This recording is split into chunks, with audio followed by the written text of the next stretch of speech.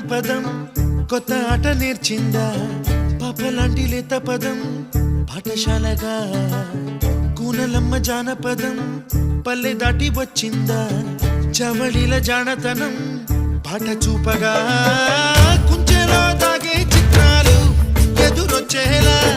అంతటా